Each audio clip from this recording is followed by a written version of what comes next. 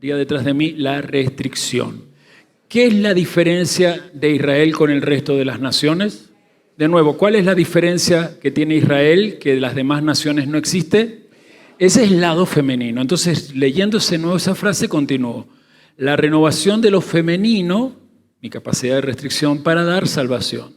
Desde esta percepción podríamos llegar a comprender que a lo mejor Lucas, el escritor, lo que estaba queriendo decir era que el Evangelio es un mensaje sobrenatural contra toda esterilidad, ya sea física o espiritual. Justamente el matrimonio sacerdotal estéril puede asemejarse a la alianza del Eterno con su pueblo, que hasta ese momento no lograba dar hijos al mundo, sino que solo se contentaba con sentirse unida a su esposo. Volviendo a Miriam, ella representa la actitud que debemos adoptar para comenzar un tiempo de fertilidad, es decir, estar dispuestos a servir.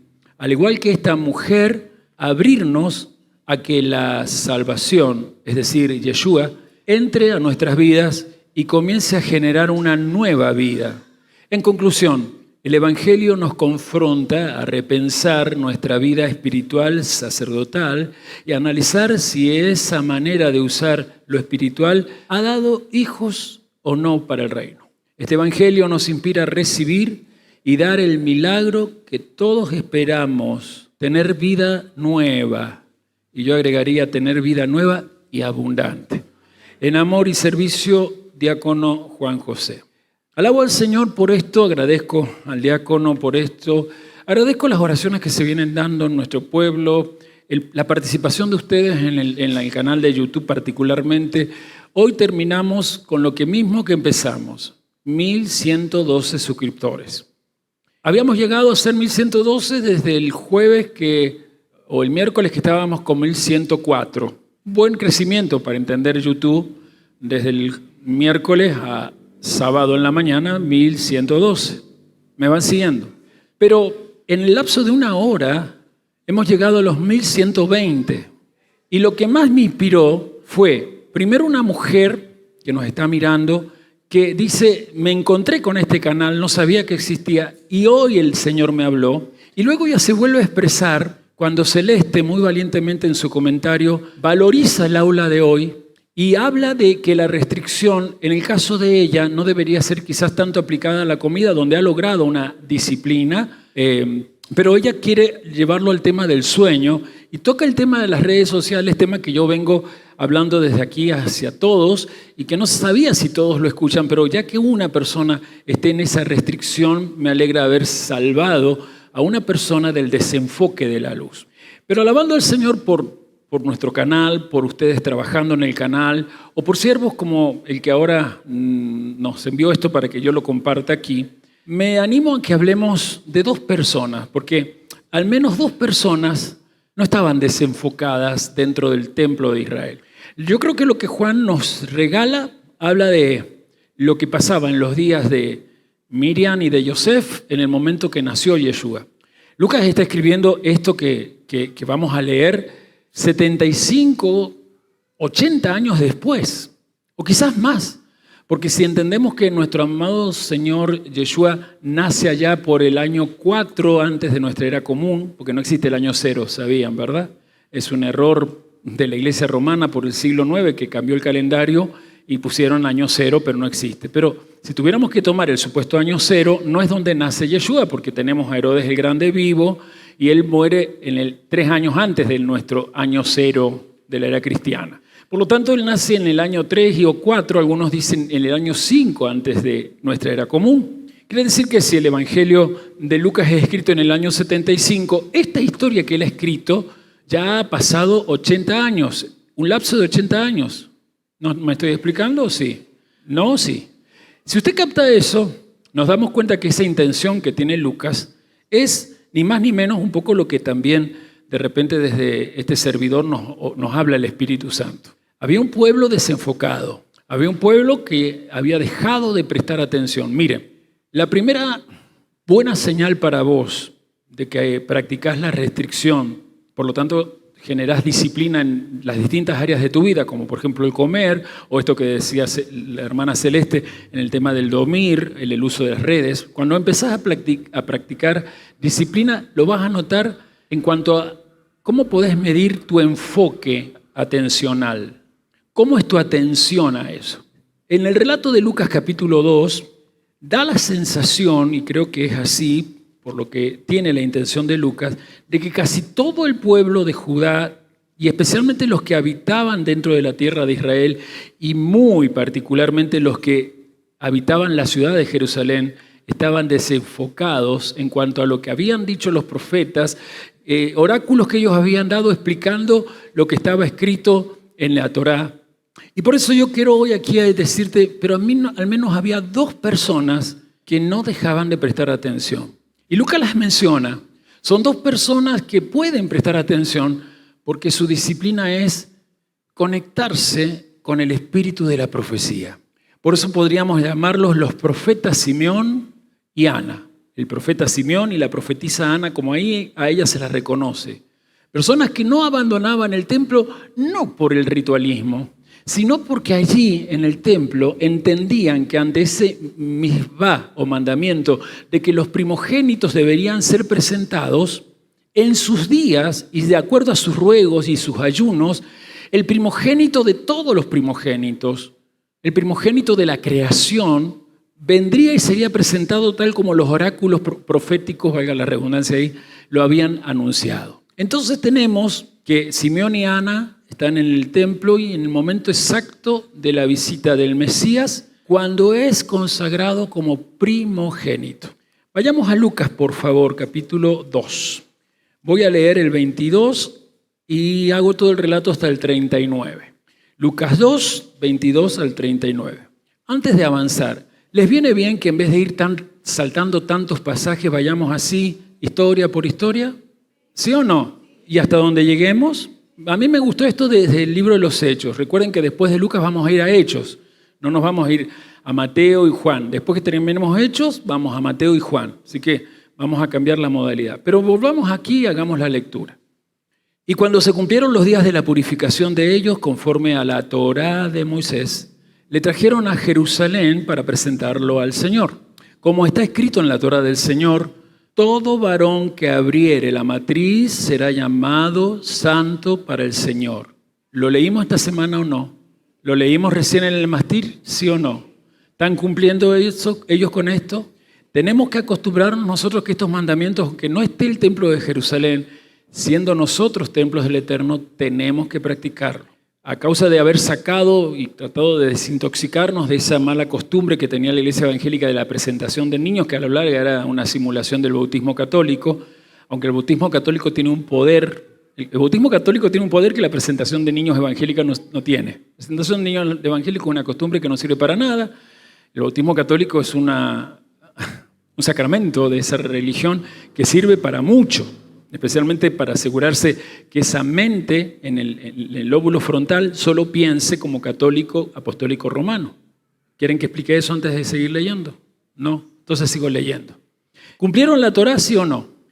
Y para ofrecer conforme a lo que dice la Torá del Señor, un par de tórtolas o 2 palominos, debido a que ellos eran gente de bajos recursos. Y aquí había en Jerusalén un varón llamado Simeón, y este varón, Sadik, ¿me traducen?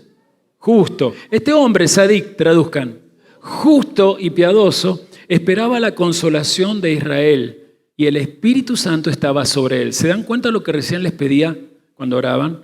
Tenía al Espíritu Santo sobre él. Y le había sido revelado por el Espíritu Santo que no vería la muerte antes que viese al ungido del Señor.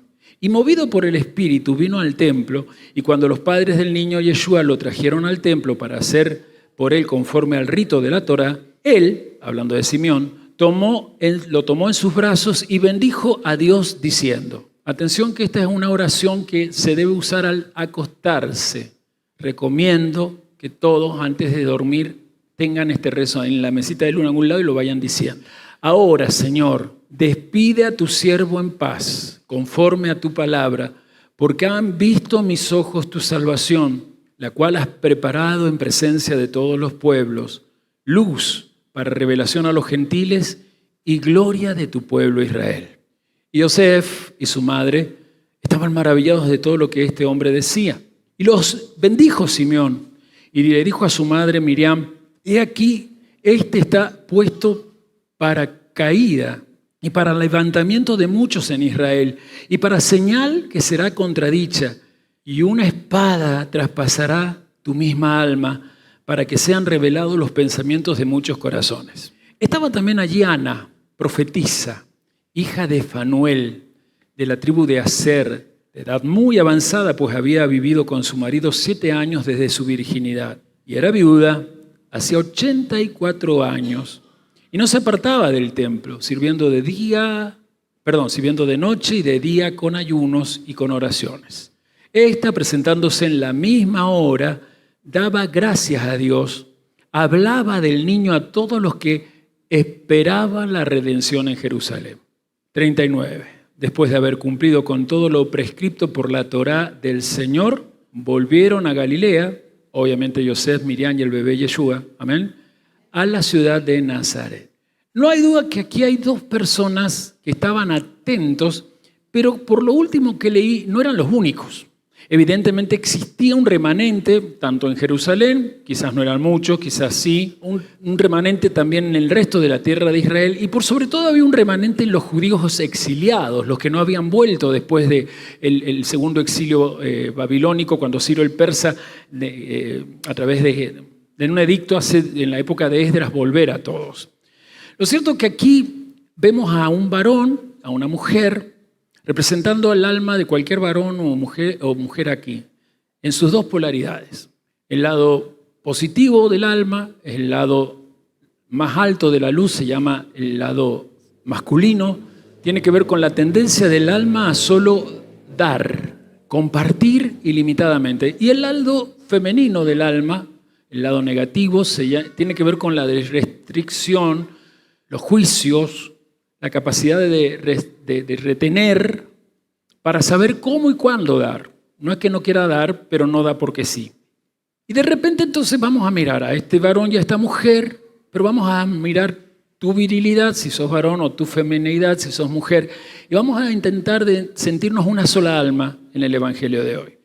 Esta gente, ¿por qué logra reconocer al primogénito si no era el único bebé que en ese instante ingresaba al templo? Seguramente eran mínimo 1000 bebés por día, aunque a veces se aseguran que más. Ellos logran entender esto porque no habían perdido su enfoque en los oráculos de la Tanaj. Tanaj, para los que son nuevos, es la forma correcta de llamar a esa nomenclatura cristiana que es Antiguo Testamento. Esa nomenclatura es dogmática, tiene una tendencia maliciosa de parte del cristianismo como religión antijudío, antisemita, pero más que nada antijudío, pero en realidad se llama Tanaj. Está compuesta por todos los 5 primeros libros, sería la Torá, todo lo que tenga que ver con los profetas, que es los Nebaín y los escritos Ketubín, gracias. Pero es como una J pronunciada, así la Kaf es Ketubín. Pero no importa, Tanaj es la forma correcta. Allí, y hablando de esto de los profetas, había muchas cosas que para la época en que está Ana y Simeón en el templo, todo ese remanente ya esperaba. Al menos los esenios ya lo esperaban así, por los rollos encontrados en la cueva de Qumran. Los esenios en el siglo I tenían muchos literatura apocalíptica interpretando profecías como, se los digo rápido, el Mesías nacería en Belén. ¿Se acuerdan del profeta Miqueas? Miqueas 5.2. Según Isaías 7.14, nacería de una virgen. Según Oseas 11.1, estaría exiliado un tiempo en Egipto y de allí volvería a Israel. Según Isaías 11.1, Oseas 11.1 lo que dije recién, Isaías 11.1 sería llamado el Nazareno. Según los Salmos, y acá sí que hay varios, haría muchos milagros, como por ejemplo el caminar sobre las aguas. Le doy algunos, Proverbios 3.34, Salmos 77.19 y los otros los salteo. Otra cosa que sí estaba marcado por el Salmo capítulo 2 era que sería reconocido por su generación como hijo de Dios, y además el propio Dios sería el que lo llamaría mi hijo. Y eso está en Isaías 9, Jeremías 23, Zacarías 2. El tema de los leprosos, según Isaías 35, sería la característica de él. Y así podría seguir con varias cosas encontradas en escritos de los esenios allí en el Qumran, pero los esenios estaban aislados de Jerusalén especialmente. Eran una casta sacerdotal, sí descendientes de Aarón, pero ante tanta mafia que había entre la casa de Caifás y Anás, ellos habían preferido en buen tiempo apartarse. Donde Juan el Bautista, este niño de Isabel y Zacarías, a los 8 años vimos que también se va a ser capacitado. Pero hay gente que es parecida a los esenios, los Nabiim, los humildes. Al Nabiim se le aplicaba a los que congeniando con la cosmovisión de los esenios, no convenían de igual modo en que había que aislarse, apartarse, sino que había que aguantar la opresión del mal imperante que estaba llevando aún a los judíos a comportarse como nuestros ancestros en Egipto, esclavos de ese imperio. En ese caso era Roma. Pero más allá de estos datos que le doy, está aquí Simeón y Ana con una capacidad que es tener al Espíritu Santo sobre ellos. A eso se le llama la unción. Porque algunos me han preguntado qué es la unción o cómo se logra tenerla. Según la Escritura, cada vez que uno nace de nuevo es sellado con salvación. ¿Cómo se hace eso? Efesios dice que se nos da el Espíritu Santo como sello o arra o garantía de todo el mundo que se nos pone a nuestra disposición. Pero una cosa es tener al Espíritu Santo dentro de uno como un sello y otra cosa es que esa persona tenga el permiso de ponerse sobre uno. Y aquí es la pregunta ante este varón o esta mujer que aunque son ancianos, alguna vez fueron jóvenes. Ana misma, ¿cuántos años de viudez lleva ya cumplidos? 84. Si quieren le podemos poner, 14 años cuando se casó, más o menos son las edades que las chicas hebreas podían llegar a casarse. En el siglo I no era tan normal que fuese la edad, pero sí de 14, 15, 16, 17 se casaba. O sea que ella desde muy chica, desde muy joven, había estado muy atenta al espíritu de la profecía. Y aquí está un niño que ellos ya saben que ha cumplido una parte. Saben que ese niño ha nacido en Belén porque cuando el Espíritu Santo les revela que es el Mesías, entienden que no vienen de Nazaret, aunque desde allí venían en cuanto a la historia en sí, sino que habían pasado previamente por un tramo de la historia donde estuvieron en Egipto y lo anterior era el nacimiento en Belén. Algunos aseguran que quizás esto lo sabían porque allí en el templo había llegado la noticia a través de los pastores. Ustedes saben que los pastores que cuidaban esas ovejas en Belén eran muy particulares. ¿Saben cuál es el dato histórico de esos pastores? El que lo sepa no están obligados, pero levánteme la mano y me lo cuenta. Juan Gonzalo, no te veía desde acá. Exactamente, algunos dicen que eran levitas, ¿sí? Que justamente los sacerdotes le encomendaban cuidar las ovejas ya vistas como puras para que siguieran dando corderos puros para las distintas fiestas, especialmente para el sacrificio continuo. O sea que no eran simples pastores en cuanto a dedicarse a cuidado de una hacienda especial. Eran gente que entendía la Torá. Era gente que podía enseñar la Torá. Y por eso esta otra teoría no está tirada de los pelos, porque ellos a la larga tenían que volver al templo. Cumplida su misión de pastorear esas ovejas, alguno tenía que traer las ovejas para que en el templo justamente se vendieran y los peregrinos comprándola pudieran llevar sus distintos korbanot. ¿Me explico hasta ahí? Lo cierto es que como sea, esta mujer tenía el Espíritu Santo sobre ella y por las mismas noticias de los pastores, si es así, si lo queremos llevar a algo más lógico y racional, aquí hay algo más allá de la racionalidad. Ella sintió que su expectativa no estaba fundamentada simplemente en ilusiones dogmáticas que a veces la gente, al menos en nuestro tiempo, tiene. Había entonces en Jerusalén un hombre llamado Simeón. Este hombre era justo y muy lleno de fe, esta es otra versión, y esperaba que se cumpliera la consolación de Israel. Estoy en el versículo 25 de nuevo, pero con otra versión. Y el Espíritu Santo estaba con poder sobre él. Así que empezó con él, con el lado masculino del espíritu de la profecía obrando en un alma humana. Empezó con los varones.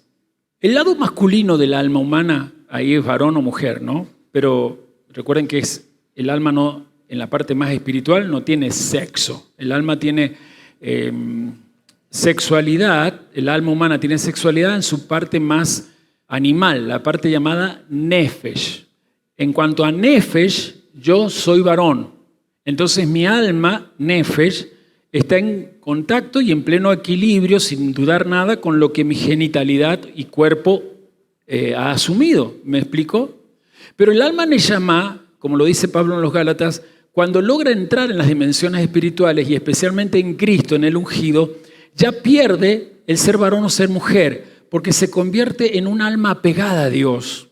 Y eso habla de tener una unidad especial. Y esto es lo que está pasando en esta alma en el lado masculino. El Espíritu de Dios se encontraba sobre él. Vemos que también Ana es así de activa en la búsqueda de Dios, por lo tanto muy devota. Están los dos en la misma casa y los dos han logrado, varón y mujer, quizás lo que no habían logrado aquellos que se llamaban Adán y Isha o Javá, Adán y Eva, para los que miran por el stream. No habían logrado hacer de aquel Gan Edén un templo para Dios. ¿Cuál fue la falla de Adán y Javá? Que por dejarse guiar por la vista y el gusto, se metieron de tal manera a vibrar en su situación nefesh, que todo se hizo sensorial, sensual. Cuando hablo de lo sensual me refiero a la sensorialidad. Entonces, ¿el Gan Edén se perdió? No, el Gan Edén quedó vibrando en una dimensionalidad que nunca se elevó más allá para convertirse en el templo de Dios. Cuando nosotros seamos arrebatados y recibamos al Señor en las nubes, en realidad esa expresión en las nubes es que vamos a entrar en la dimensión Gan Edén. Si usted no entiende que estoy hablando, Gan Edén sería lo que de repente en la física cuántica, la teoría de mundos paralelos habla. Hay una película un poco larga, pero la recomiendo porque si la ve con ojos de Torah y con lo que va aprendiendo conmigo, la va a entender lo que son los otros mundos, que se llama Interestelar. Anótela, es una película que recomiendo y véala, mírela, obsérvela. No se entretenga con las películas. Ya enseñé esta mañana que no estamos para que los sentidos sean usados para el entretenimiento. Cuando aprendemos la palabra, tenemos que en cada cosa saber ver los mensajes. Volviendo al relato del Evangelio, Lucas 2:36 dice que había también una profetisa, Aná, hija de Fanuel, de la tribu de Aser, de avanzada edad, pues desde su virginidad había vivido con su marido 7 años. Puede que ella quedara viuda entonces a los 21, 22, antes de los 25. Y luego como viuda hasta 84 años.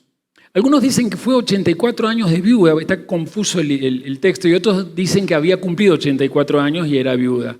A mí me parece que por ser de la tribu de Asher, por las características genéticas que tenía esa tribu, esta mujer, recuerden que Asher tenía una hija longeva. La tribu de Asher tendía a la longevidad, eso es algo maravilloso en la genética. Así que no estaría, si a 84 le sumamos 14 o 15, ¿cuánto nos da? Casi 100, ¿verdad? ¿Cuánto es? 105. Ok, una buena edad para una mujer, pero un buen tiempo para aprender a esperar en Dios. El tema es que no sé qué edad tenés vos y en algunos de ustedes, quizás por esto estoy dando esta palabra, les cuesta esperar en Dios. Y se lanzan quizás en el nefesh, en lo sensorial, en la sensualidad de su alma, a escoger lo que no hay que escoger, a tomar decisión en aquello que no es correcto decidir. Algunos siguen acá, gracias al Eterno. Otros ya no están entre nosotros y provocan en mí cada vez que los recuerdo un arduo dolor, porque el que tiene corazón pastoral nunca se alegra de aquellos que él ha servido verlos alejados y no congregados en ningún lado, porque una vez que uno entra en esta verdad, no hay iglesia evangélica que llene el target del alma que has desarrollado con esta verdad. Algunos dirán que, una vez alguien me dijo que no hay otro Monte Santo por ahí. Monte Santo está en todos lados desde hace años, porque Monte Santo es un diseño espiritual. Lo que no hay en Mendoza es otro ministerio al Monte Santo. ¿Qué es el Monte Santo? Esto que ellos tenían, el sentir al Espíritu Santo sobre uno para sentir que uno está sobre la vida de la fisicalidad. Puede vencer lo sensorial de la vida. Puede determinarse a estar empoderado sobre lo que los sentidos captan.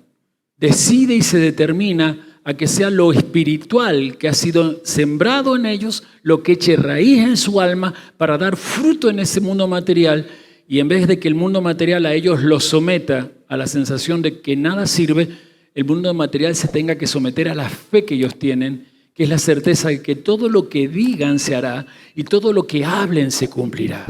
Ellos habían hablado mucho tiempo de que se cumpliría en su vida la llegada del Mesías. Y lo habían hablado con la única práctica que permite la verdadera actividad del poder del habla, la oración.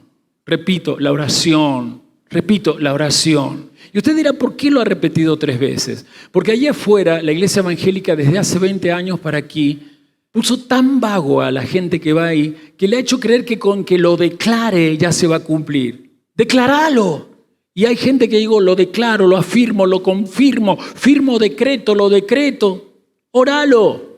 Porque en la oración lo que pidas, tu palabra está manifestando tu carencia, ese Jacob que quiere servir, pero al estar conectado con la tierra, sentirse el talón del mundo, necesita elevarse desde esa nefesh o alma sensorial a un alma que sea totalmente espiritual. Cuando el alma habla y pide y llora y vuelve a pedir y empieza por el pedir perdón, empieza por reconocer lo que aún en ella es débil, como de repente alguien tan valientemente como nuestra hermana Celeste puso, todavía he empezado a luchar con la adicción a el sometimiento a las redes sociales. Hay que ser totalmente fuerte para eso. Es raro que los adictos a los químicos empiecen diciendo soy adicto a los químicos. No, yo cuando quiero lo dejo. Vamos con el químico social más aceptado por años en el mundo, el cigarrillo. Y lo intentó 1000 veces con 1000 cursos y 1000 cosas y volvía. Y murió a causa de no poder dejarlo. Pero cuando yo voy con mis necesidades y por ejemplo me reconozco sometido a las harinas, como yo lo contaba hoy, puedo después tener autoridad sobre mi mesa, sobre lo que como, sobre mis horarios y también sobre mi tiempo para dormir, mi tiempo para orar, mi usar el talit, mi buscar más el conocimiento del Eterno. Esto se puede, porque ¿qué tenían ellos? Para tener el poder de Dios, ellos tenían escucha activa. La palabra Simeón tiene que ver con Dios me escuchó. ¿Se acuerdan eso? ¿O no lo recuerdan ya? ¿Se lo olvidó Bereshit?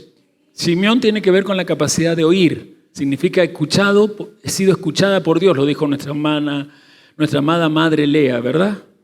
Dice Lucas ahí en el 26, y le había sido revelado, o sea que Dios le habló, por el Espíritu Santo, que él no vería la muerte antes de ver al ungido del Señor. ¿Cómo fue revelado exactamente? No sabemos, pero el Espíritu Santo cuando revela es porque el Espíritu Santo permite que escuchemos la voz de Dios. Una líder se acercó a mi esposa para preguntarle cómo es eso de escuchar la voz de Dios y ante el hecho que mi esposa le explicó las diversas maneras en que Él desde Yeshua se nos manifiesta con su voz, entendió que un día X Dios le había dado un versículo cuando le pidió escuchar, que ella quería escucharlo y que no entendió el versículo hasta que llegando al anochecer por un acontecimiento se dio cuenta que había sido advertida por el Señor desde la misma Escritura. Pero Dios no solamente habla por la Escritura, cuando te acostumbras a escuchar su voz desde la Escritura, llega un momento donde la misma Escritura ya sembrada en ti, aunque ya no está abierta, por eso es importante los libros en la iglesia. ¿Por qué la iglesia evangélica y todo el cristianismo está en crisis? Porque la gente lleva celulares. La gente lleva celulares. Yo no conozco iglesia donde el ujier le diga, hermano, deje WhatsApp. Yo he entrado hace meses atrás algunas iglesias evangélicas que están cerca de mi casa para inspeccionar, en donde me aseguro que no me conozcan, obviamente. He observado que los hermanos cuando dan la cita abren el celular, la Biblia, y de repente pasan a WhatsApp, a Instagram. Y al lado hay ujieres y nada le dicen porque obviamente debe haber ciertos miedos que se entienden.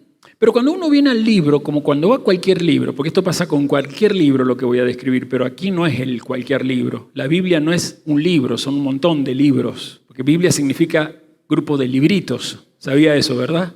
Y cuando desde ahí el versículo me habla, yo después no hablo con el libro, pero el versículo ya no es letra muerta, me habla, ya es espíritu vivificador en mí. Y eso es lo que vemos acá. Lucas va a enfatizar que el Espíritu Santo obra de esa manera cuando uno conoce el Evangelio. Porque recuerde que la obra lucana tiene 2 tomos.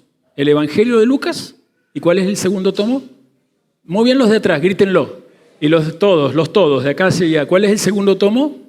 Y por eso cuando él empieza, dice que el embarazo que Zacarías obtendría de su esposa Elizabeth era gracias a que Juan el Bautista era dado a esa relación sexual que por años había sido infértil para que se convirtiera en el vocero que anunciaba el camino de aquel que para nosotros siendo acá el bebé Yeshua, 30 años después el mismo primo de 30 años y medio dice, he ahí el Cordero de Dios que quita el pecado del mundo. Y esta es la idea que Lucas tiene considerando los dos tomos. El discípulo del Eterno tiene que dejarse guiar por la voz del Espíritu Santo. Si no hay voz del Espíritu Santo hablándole a ese discípulo, la obra de Dios en la tierra se ve obstaculizada por los malos. Y esta mañana hablaba de lo que en esta semana me he dado cuenta y que me tiene como cargado. Si yo tuviera que preguntarle a todos los jovencitos que hoy tenemos, la gran mayoría nacidos en este ministerio, ¿cuántos de sus amigos, conocidos, parientes están aquí al lado de ellos o en algún lugar sentados porque ellos evangelizaron? Ninguno levantaría la mano. Entonces, como padre apostólico, me he planteado delante del Padre Celestial si realmente han entendido el bautismo que hicieron, si realmente han nacido de nuevo. Porque en el texto vemos que Simeón entró en el templo, pero en el Espíritu, porque vivía el Espíritu Santo sobre él. No sabemos dónde vivía él, sabemos que Aná vivía en el templo, por eso ella es de la tribu de Asher, pero si vivía en el templo, su marido había sido un sacerdote, porque las viudas de los sacerdotes eran las que tenían derecho a un sector del templo que era una especie de pensión con habitaciones de amparo para las viudas sacerdotales. ¿Me expliqué eso? Pero Simeón viene al templo y entra en el Espíritu. Y eso es lo que me gusta, que creo que también Nicolás Serrano me mandó un mensaje y lo compartí con ustedes. Qué maravilloso es notar que la obra lucana nos inspira a buscar la obra del Espíritu Santo en nosotros. Cuando el Espíritu Santo está en ti, Dios te permite sostener en tus brazos a la salvación. Dice que tomó al niño en sus brazos y los bendijo a los padres, diciéndole a su madre aquí que éste ha sido puesto para caída y para levantamiento de muchos en Israel y para señal de contradicción. Y a ti misma una espada te traspasará el alma a fin de que sean revelados los pensamientos de muchos corazones. No hay duda que el Espíritu Santo habla, pero solamente le habla a aquel que quiere oírlo. Aunque hay gente que dice, a mí nunca me ha hablado el Espíritu Santo y se conforma con lo que Roma ha enseñado. Los laicos son los que menos fe tienen y son debiluchos y necesitan a los sacerdotes, al clérigo, que son los iluminados que pueden escuchar la voz de Dios, porque escuchan al Papa, que es Dios mismo encarnado, o es el vicario de Cristo, título que se ha autoproclamado y ha tomado el Papa, pero vicario de Cristo significa el que representa al ungido. Y según Cristo o Yeshua, ¿quién era el que lo iba a representar aquí en la tierra cuando Él fuera resucitado y ascendido? ¿Quién es el vicario de Cristo? No es un hombre, es Él en su espíritu, con cualquier ser humano que quiera sentir que Cristo hoy sigue hablando, porque no está entre los muertos, sino que Él se levantó de los muertos y está entre los vivos para vivificar a los que estando vivos están más muertos que los que están enterrados en los cementerios. Simeón y Ana no solamente sabían lo que habían dicho Dios o lo que estaba también diciendo Dios, sino que tienen algo más. Esta es la escucha activa. El que escucha a Dios le cree a Dios. Eso es escucha activa. El que escucha a Dios le cree a Dios. Con esto que acabo de decir, ya esa persona está salvada de todo mal, específicamente del mal más espantoso, la condenación, la incertidumbre de dónde pasará la eternidad. O sea que Simeón y Aná tenían tremenda esperanza, fe puesta en la palabra de Dios y no se daban lujo de dudar en nada. Si Dios se lo había dicho, Dios lo iba a cumplir y no se conmovieron ante el hecho de que los demás se habían acostumbrado. Incluso cuando iban al templo, los sacerdotes decían, aunque no viniera el Mesías ahora no importa, mientras esté el templo ya esto es mesiánico. Eso era lo que los saduceos creían. Obviamente el templo de ellos redituaba mucho comercio, ¿verdad? Ya se lo he explicado. Era una mafia. Pero hoy los judíos de la casa de Judá, son iguales. Este tal Mario Sabán, que anda de moda, dice, no importa si el Mesías es un hombre que va a venir. A la larga entendamos que el Mesías es el corazón de los hombres cuando busca la espiritualidad. Y con esa palabra espiritualidad está siendo enganchada y engañada a mucha gente, no solamente por el brujo de Mario Sabán, sino por muchos brujos de distintas categorías, de distintos lineamientos doctrinales. Incluso todavía se sigue en Israel, aunque está con todo este tema de la guerra contra Gaza y todo lo que sabemos desde el 7 de octubre, desde el 2023, Pero sigue hablándose de ese Mesías, un judío ortodoxo, simplemente porque a los 14 años se puso a estudiar el Talmud, a los 21 años lograba decir el Talmud de memoria y a los 24 años lograba decir todo el Zohar de memoria. Según ellos, esa es la evidencia de que ese es el Mesías. Según yo, esa es la evidencia de que muchos falsos Mesías han salido en medio de nosotros desde que Cristo se levantó de entre los muertos. Pero hay un verdadero Mesías que después de levantarse en los muertos nunca se fue de la tierra, porque está en el corazón de aquel que ha creído a Dios que Él es la salvación. Y si le has creído a Dios, desde ese corazón Él te puede hablar en la voz de Dios, que es el Espíritu Santo en tu vida. Esta es nuestra posición de hoy. Tenemos que aprender a esperar el cumplimiento de lo que Dios nos diga, pero tenemos que creerle a Dios. No sé con quién te identificas. Si a la larga Ana y Simeón hablan de un alma única, porque así debe ser el alma de cualquier varón o mujer acá, ya que la polaridad del alma está en estas dos cosas. ¿Te apasiona buscar de la presencia de Dios? ¿Te apasiona entrar en la presencia de Dios? ¿Buscar su rostro? Buscar su rostro no es que se te aparezca en forma palpable. Buscar su rostro es buscar el Seir Anpin, lo que en tu imagen de Dios se llama las 6 luces de su misericordia. Las 6 luces de fuego que en tu imagen nosotros siempre prendemos en este Shabbat. Esta gente sabía el secreto para escuchar a Dios. Estaba con escucha activa. Cuando alguien está en escucha activa, no se desenfoca, vela y ora. Yeshua se los dejó a los discípulos en la noche que va a ser entregado. Esa noche de Pesach le dice, velen y oren. Y después Pedro lo va a decir, velad y orad. Porque el secreto de los verdaderos creyentes es velar y orar. Mi pregunta es si ese secreto tú lo estás manejando. Porque no es un secreto escondido, ya ha sido revelado. Ahora, ¿vigilar qué?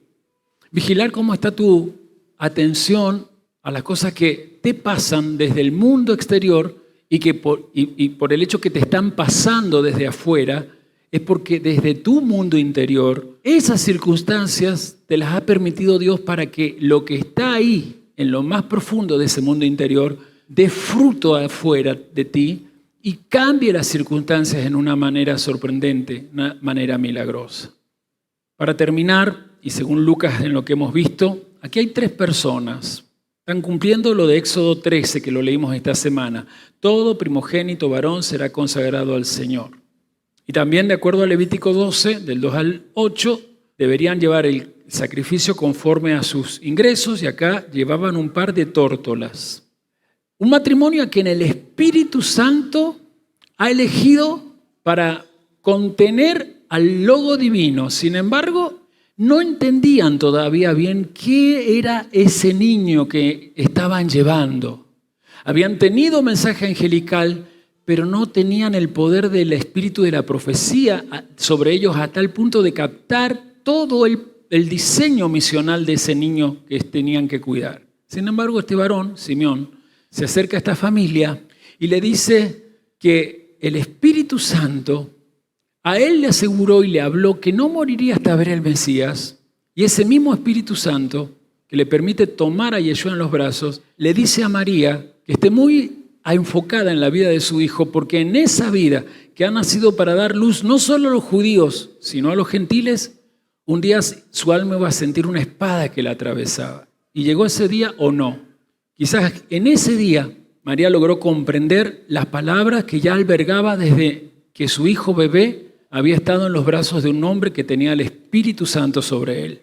El poder del Espíritu Santo había venido sobre María, pero no en la forma profética que vino sobre Simeón.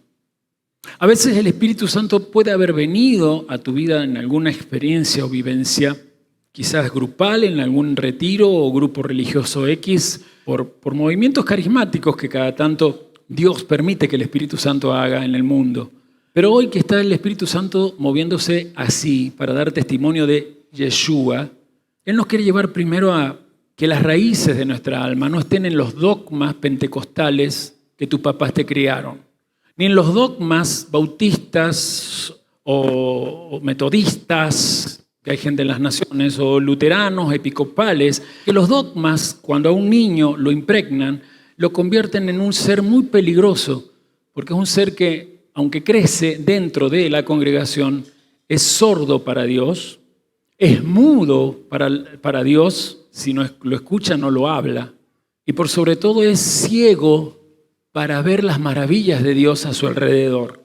Y no hay nada peor que un ciego, sordo y mudo, que por justamente no escuchar a Dios y no hablarlo, no nota que el Eterno siempre ha estado con él y alrededor de él. Con esta mesa cerramos una parashá de un desafío de 3 semanas ya que llevamos, para las 3 semanas que restan ver si vos sos una persona sensorial. Atención, la gente sensorial se llama gente traviesa, los traviesos. Y la palabra traviesos en hebreo se dice Shobabim. Y se consideraba travieso, ese nombre se aplicaba a aquellos jovencitos que aunque tenían ya los varones más de 13 años y llegaban a sus 20 años, se comportaban como niños infantiles de 6, 7, 8, 9 y 10 años. A Shobabim se refiere Pablo cuando dice, sean niños, pero en cuanto a la nobleza, la inocencia, no en la infantilidad. Y no sé si ustedes se han dado cuenta que la mayoría de la gente que se dice evangélica cristiana hoy, más que traviesos, dan más una vergüenza total. Hacen la que quieren, se suben sobre la ley de Dios como quieren, la basurean las veces que quieren y manejan a Dios especialmente en esto. Bueno, peco, si total Dios siempre me perdona. Esa es la razón por la cual hoy en la iglesia evangélica hay tanta crisis de fe. Pero yo como profeta fundador de este ministerio, quiero recordarte que Monte Santo tiene que ver con tu capacidad de subir de nivel a la cima de tu alma. Eso es un Monte Santo. Tu alma en la base del monte es lo sensorial. Digan detrás de mí, mi nefesh. Es esa energía vital que te permite, desde tu estructura psicológica, dar una respuesta física, acciones físicas al mundo de la fisicalidad en las circunstancias que te presiona y exige. Nefesh es lo que pones cada mañana cuando salís al trabajo, a tus estudios, a las compras, a la elaboración de todas tus acciones y misiones que tenés. ¿Es necesaria el alma en ese nivel? Obvio que sí, ¿o no? ¿Es bueno que el alma se maneje desde el Nefesh? ¿Que se mueva en el diario con el Nefesh? Veo que no entienden qué es Nefesh. ¿Es sí o no la respuesta? El que entiende va a decir sí. ¿Por qué dijiste sí? Seguro que va a contestar una mujer porque los varones no entienden nada. Quizás por eso Lucas habla tanto de lo femenino. Quizás aquí hay varones que no tienen nada de lo femenino en ellos. Y lo femenino no tiene que ver con esta onda de los géneros y estas cosas que en este tiempo nos rodea desde la ideología woke o filosofía woke. No, eso no me importa a mí. Yo no tengo nada que ver con ellas, esas cosas. Pregunto cuando me dijiste sí, ¿por qué el Nefesh es ese sector de tu alma tan necesario para lo cotidiano y muy especialmente para los 6 días de trabajo creativo? Tu respuesta, no la respuesta que yo espero, yo tengo mi respuesta. Este es el punto en el cual quizás el evangelio de hoy lleva. Si no podés explicar lo que haces cada día, es porque no te comprometes cada día a transformar el mundo de la fisicalidad. El Nefesh es esa parte de alma que después de haber estado en la altura, pegado a Dios, sabe por la palabra de Dios que lo que haga no lo hace para ganar dinero ni para salvaguardar a su familia con sustento cotidiano. Todo lo que hace, aún lo que come, lo hace para que el Eterno sea glorificado. Es decir, mis acciones en el mundo de la fisicalidad vienen de una conciencia que es el compromiso a que al mundo físico y las circunstancias del mundo físico yo le encuentro chispas de luz o zonas de divinidad para elevarlas y que el nombre de Yud-Heh-Vah-Hei esté tan santificado que los 4 mundos estén perfectamente unidos a mi favor. Varones, empiezo con ustedes que son los que hicieron el silencio. ¿Saben por qué las mujeres no contestaron? No por ignorantes, por sujetarse al Eterno que dice que de ustedes tiene que salir la sabiduría. Pero tengo que decirles, queridos muchachos, les duela o no, porque últimamente no les duele nada. Si les dolieran las cosas, cambiarían. Que ustedes no están un paso más allá del éxito material, porque cada vez están un paso más abajo del llamado espiritual que Dios le ha dado. Te preocupa la enfermedad de tu mujer, la muerte del muchacho que trabajaba para vos y se cayó del andamio. Ya no sos espiritual, porque tu empresa te da buena razón de diezmo, y no le hablo solamente a la gente que saben que le estoy hablando porque son parte de los varones que ya ni se ven aquí. Vienen, pero no están. Le hablo a todos los varones invisibles que quieren que les dé nombre o pistas. No necesito dar ni nombre ni pistas, porque cada varón presente se sabe, espiritual o poca cosa, en cuanto a la neyamá que tenés que tener. Cada varón presente se sabe si está en el grado de Simeón, en escucha activa, o está en el grado de cualquiera de los que entraban al templo a cumplir sus ritos cotidianos de llevar corbanot de las distintas categorías. Sentían que su conciencia simplemente por eso ya estaba en Dios y no podían sentir que el tiempo estaba alrededor de ellos favoreciendo el cumplimiento de la manifestación maravillosa de Dios a través del Mesías frente a ellos. El silencio de recién no hubiese existido si las hubiese permitido a las mujeres contestar. Aquí hay muchas mujeres que pueden contestar qué es el alma en Nefesh y qué es el alma en Neyamá. Son dos niveles de una misma cosa, son necesarios. Miren, este es Nefesh. Voy a hacer algo, espero que no... Sí, está bien. Esto es Nefesh. Mi alma en lo más bajo, que necesita Neyamá. Pero también esta alma necesita tener algo para tener sentido. Y en este caso tiene agua. Entonces el agua que adquiero de alguien que me la dio, se la doy a mi parte más baja, para que mi parte más baja sirva a la fisicalidad. Es decir, por ejemplo, a que mis manos sean lavadas. Sirvan a ese mundo físico que necesita ser purificado desde la empresa que te da mucha plata, desde los empleados a los que le pagás muy bien, desde el taller que te funciona, desde la profesión que hoy te ejerces. Pero todo tiene que ver con encuentro la fuente de agua, me lleno de agua, mi neyamá está alta, mi alma es tan espiritual que cuando como varón y mujer realizo los trabajos de mi cotidianidad, mi semana es creativa, porque yo a cada cosa que hago la acompaño con mi fe, que en mi palabra me lleva a no quejarme, a no hablar mal, a no inventar historias de otros cuando no sé hacer mi propia historia, varón, caballero. Qué triste es cuando hay varones jóvenes que quizás vos decís, esto lo entienden mejor y a veces dan más vergüenza que los actos que tengo acá, porque no saben hacer su propia historia, pero con la boca fabrican historias horribles de otros. Qué espanto es no tener alma dirigida al Señor. Qué espanto es no tener alma en Neyamá, porque después el Nefesh lo único que hace es seguir lo sensorial. Y lo sensorial siempre es egipcio, placer por placer mismo, quedar bien por quedar bien. No quedes bien con nadie, no seas bueno con nadie, sé justo, procura ser un sadik. Solo los sadik en el cielo son considerados santos. En el cielo no se le llama santo a la gente buena. Le hablo a todos los muchachos mayores, jefes de familia, que se creen muy buenos, pero en el cielo no tienen ni un nombre que les favorezca para ser llamados santos. Y sin santidad nadie verá al Señor. En ese versículo que acabo de citar no es solo eso. Dice primero, busquen la shalom con todos y la santidad, kedushá, sin la cual nadie verá a Dios. Pero ¿cómo vas a tener paz relacional si no tenés relación con vos mismo buena? Porque armar tu propia historia es escucha activa.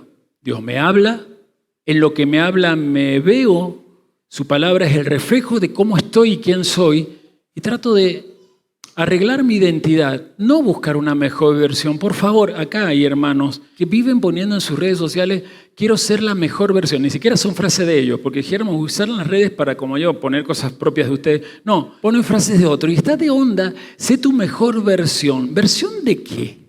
¿De verdad que vos creés que tenés que presentar versiones?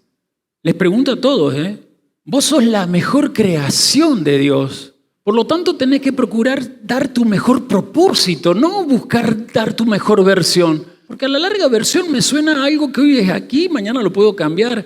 Y no sé si tiene que ver con máscaras, y me imagino que máscara no es lo que usted quiere tener, o si la quiere mantener, den su mejor versión.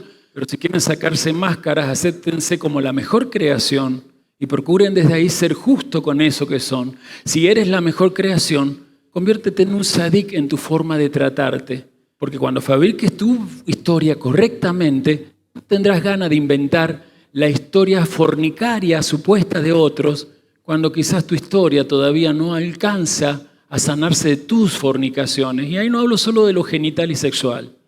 irse detrás del mundo, irse detrás del sistema. Porque aquí hay gente casada que también fornica, aunque esté casada. Le importa más la empresa, el trabajo. Total, después entran al templo y dan el corbán. Pero Simón entraba al templo y sintió al Mesías. Entró al templo y en un bebé captó la unción. Sobre él había poder del Espíritu Santo, pero sobre un bebé estaba la unción, un cambio de sacerdocio. Un poder que ya no era solo para los sacerdotes como el que había dejado viuda a Aná, la tribu de Atri. Un poder que tenía que ver con el nombre del padre de Aná, Peniel. Ahí está en griego, pero es Peniel. Y Peniel es el que logra ver siempre el rostro de Dios. Con todo esto, ese calor de allá afuera está esperando gente que puede incendiar ese mundo de afuera. Para que no sean los líderes de una comunidad ajena al Mesías los que tengan que convocar a una marcha. Eso nos debería avergonzar a nosotros, porque nosotros si marcháramos todos los días con la altura del Neshama, usando el Nefesh para transformar el mundo, repararlo y transformarlo, no haría falta marchas. Todo el mundo gozaría de sus derechos, porque todos los de nuestro mundo aprenderían a cumplir con sus deberes. ¿O no saben que los derechos surgen de gente que cumple con su deber? Si es por la gente que usted cuida, es gente que te podría gozar de derechos, pero ¿por qué están encerrados? Porque infringieron los deberes de ser gente aceptable en la sociedad. Pero ¿cuántos prisioneros hay acá? Con las peores custodias de cárceles, demonios, espíritus de inmundicia que cuidan tu casa, que están sobre tus hijos, porque se olvidan de buscar lo que es justo. Y por ende, cuando no buscas lo justo, no buscas el reino. Y si el maestro dice, buscad primeramente el reino de Dios y su justicia, quiere decir que si no estás en el reino, no buscas justicia, aquí no eres justo y en el cielo no se te considera santo en nada. Padre, yo levanto mis manos se alzan para pedir la protección que este momento de tu palabra garantiza a aquel que la da. Estamos saliendo a las naciones, agregan más redimidos. En ese bebé que Simeón y Ana vieron, te agradezco el poder entregarme una mesa que me ampara de morir en el peor fuego, el fuego de Gehenna. Pero te pido que el poder del Espíritu Santo no falte sobre mi cabeza, porque quiero incendiar el alma de toda persona que quiera escuchar tu voz, porque escucharte hablar es maravilloso. Vamos a lavarnos las manos, yo ya lo hice.